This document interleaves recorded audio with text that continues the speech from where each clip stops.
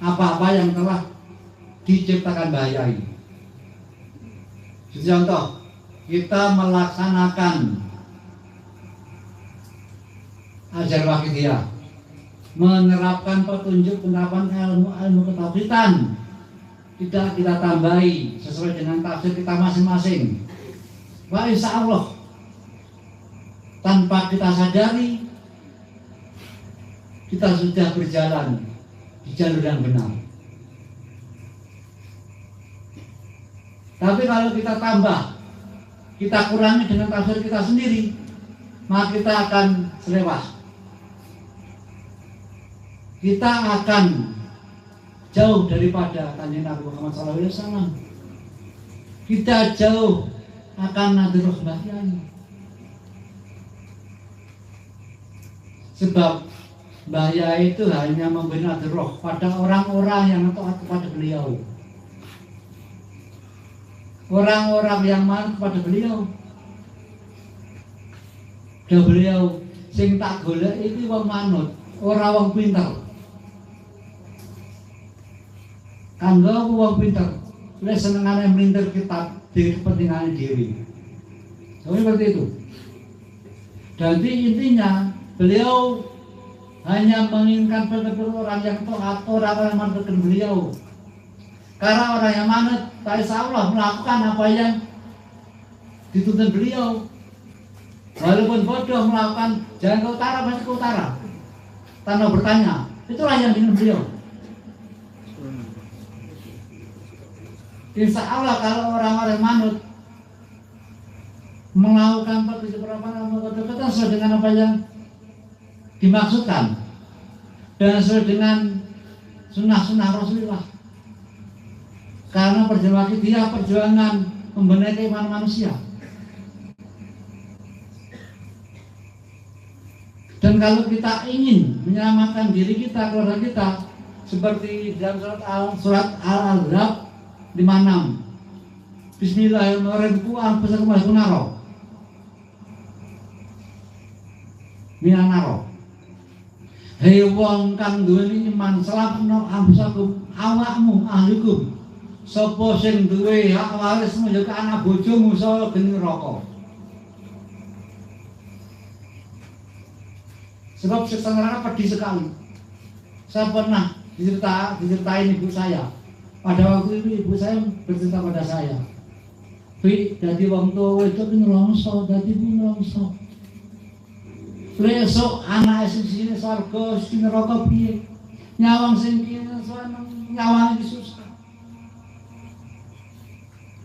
Wong tua yang mendukung ibu. Waktu itu saya masih kecil, masih SMP kelas 1. Sekarang kita sudah menjadi orang tua. Sekarang kita bayangkan bagaimana kalau kita punya 2 anak atau 3 anak, yang satu enak, yang lain tidak enak, atau yang lainnya enak, yang satu tidak enak. Kan kita kan sedih, susah. Untuk itu malah kita laksanakan benar-benar. Kita terapkan benar-benar ajaran wakidiyah. Jangan kita tafsiri sesuai dengan tafsir masing-masing. Ini bos, ngikuti dengan bayai. Kulo gendeng bayai Pak Bos. Tapi kenyataannya pandang bulu. Maaf. Kulo gendeng bayai Bos, saya mau menjaga dia sami. Mujadin ke sami usmiyah Pitu-pitulas Triwulan Rubusana setiap bulan syariah. Tapi orang masih pandang bulu. Berarti sesuai akar baik, kan tidak? Berarti itu penafsiran sedang para penafsir kita masing-masing. Kalau kita ingin selamat, jangan tafsiri menurut pola pikir masing-masing. Ya, kalau kita ingin selamat, ikutilah sesuai dengan petunjuk bayai. Jangan tambah dan jangan dikurangi sesuai dengan tafsir masing-masing. Kalau kita menjadi tokoh, nanti kita akan menafsiri sesuai dengan pola pikir kita demi keuntungan kita. Akhirnya kita mendengar kelompok sendiri. dan mencari pengikut di zaman dibayai dengan alasan yang masing-masing. Adanya firqah-firqah dan berjamaah kita karena mereka menafsiri dan bahaya dengan pikiran mereka sendiri, dan pola pikir mereka dimasukkan hal-hal yang menguntungkan diri mereka, kemudian diajarkan kepada pengikutnya dan dijadikan doktrinitas yang sekian lama sehingga terjadi penafsiran benar pada salah. Maaf hadirin, kalau kita ingin selamat, jangan tafsiri menurut tafsir kita masing-masing hal yang telah diterbayai. Karena yang ditugas beliau bukan Syafi'i. Syafi'i tidak mau apa-apa. Kalau Syafi'i yang ditugasi, maka mu'alafnya Syafi'i. Syafi'i mu'alafah wakitiyah bukan. Mu'alafnya Syekhul Nawawi bin Abdul Majid. Jadi kita harus ikut yang dicanangkan beliau. Boleh kita mengadakan acara pribadi, boleh. Contoh, Pak Arif sunatan, anak yang kedua.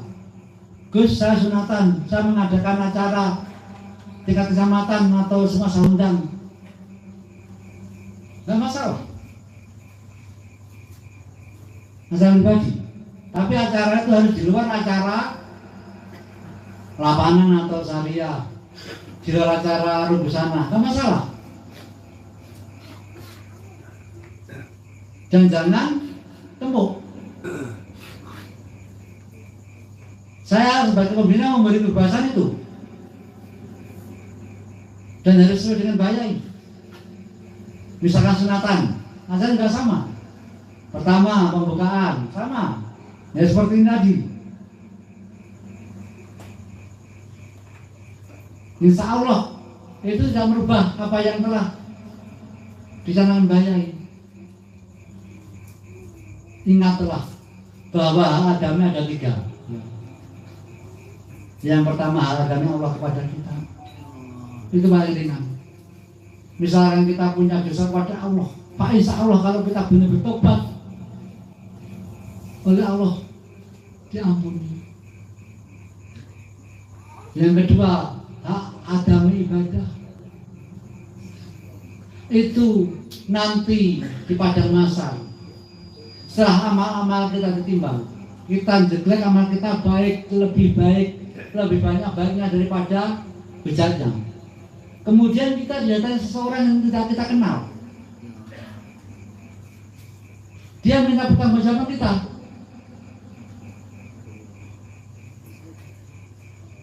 Si fulan, saya minta pertanggungjawabanmu. Amal ibadah saya lebih jelek daripada kebejatan saya. Amal ibadah saya lebih ringan daripada kebejatan saya. Itu karena sampean. Kemudian kita bilang, kamu gak kenal saya di dunia. Kenapa kamu minta pertanggungjawaban saya? Si fulan kemudian berkata, adanya saya seperti ini karena kamu. Hidup di dunia kamu tahu sebenarnya kamu bisa menghalangi saya, sebenarnya kamu bisa menasihati saya, tapi kenapa nggak kamu nasihati? Waktu saya berbuat bejat, kamu tahu, kamu diam saja. Ya Rasulullah. Dan sekarang saya minta hakku, yang sebenarnya saya bisa berubah, hanya tidak kamu nasihati, tidak kamu larang. Itu akan terjadi. Sehubungan dengan itu Rasul bersabda, duduk golah aku uang kamu ngejar kebejatan lain. Tapi padahal kita ibadah kita sudah ngomong, terus kita membiarkan kebejatan yang terjadi di depan kita, maka akan terjadi pertanggungjawaban ibadah kepada orang lain yang kita kenal. Maka itu belum pernah tahu. Kita doakan semuanya, kenal atau tidak kenal, langsung atau tidak langsung kita doakan, biar mereka mendapatkan hidayah biar mendapatkan pertolongan atau inayah Allah Subhanahu wa taala. Biar dia mendapatkan kasih sayang Allah Subhanahu wa taala sehingga berubah dari jelek ke baik, dari baik bertambah baik. Itulah tujuan perjuangan Wakidiyah, memperbaiki keimanan manusia,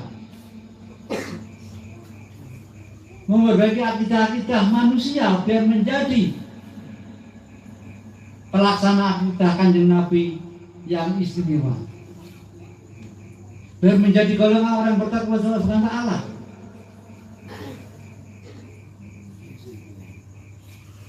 Pak, insya Allah mudah-mudahan mari kita yakini di malam hari ini awal dari peningkatan kehidupan kita, awal dari kesempurnaan ibadah kita menurut Allah Subhanahu wa taala, awal daripada kita menjalani gaya tarik tadi, jalan falak, tarik menarik atasan upload, dan mudah-mudahan kita bisa memanfaatkan golden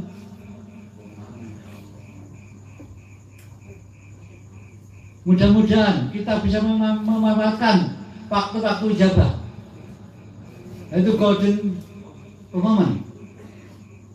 Mudah-mudahan kita bisa menyadari itu dan kita dijadikan manusia yang jeli terhadap hal orang baik karena menjalani daripada gaya tarik tadi. Pak, insya Allah kalau kita menjalani gaya tarik, kita ada hal yang kurang baik, kita akan memahami.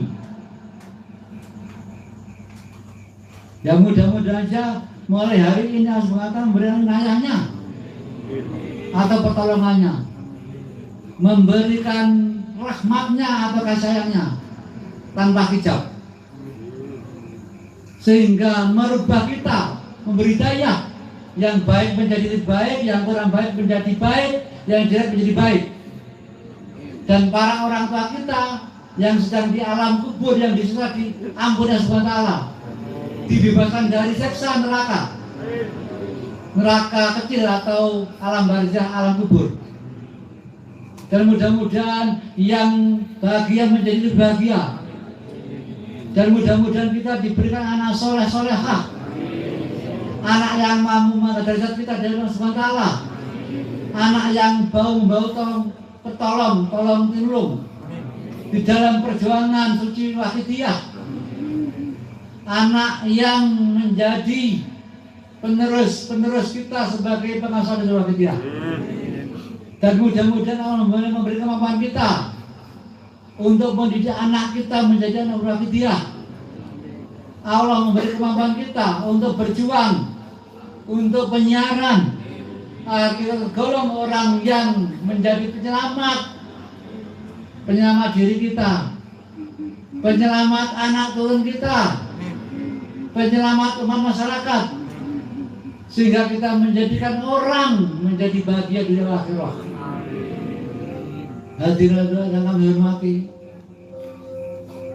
kiranya apa yang saya sampaikan ini sudah cukup, dan mudah-mudahan apa yang saya sampaikan ini bermanfaat bagi panjenengan sekalian, menjadi pedoman untuk melangkah dalam melaksanakan kehidupan ini untuk mencapai kebahagiaan akhirat.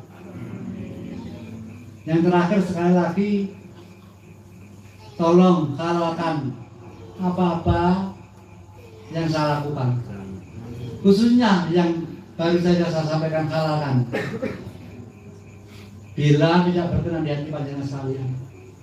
Dan saya akan menghalalkan panjenengan sekalian mulai pertama kenal sampai saat ini. Mudah-mudahan Allah memberikan hak adil manusia ya menjadi nol. Karena hak adil manusia itu paling berat tanggungannya. Allah tidak akan memberi ampun kesalahan hambanya pada hambanya. Allah hanya memberi ampun kesalahannya hambanya pada Allah Subhanahu wa taala. Oleh karena itu sekali lagi saya mohon halalkan, maafkan dosa-dosa selama ini. Dan saya akan memaafkan banyak sekalian.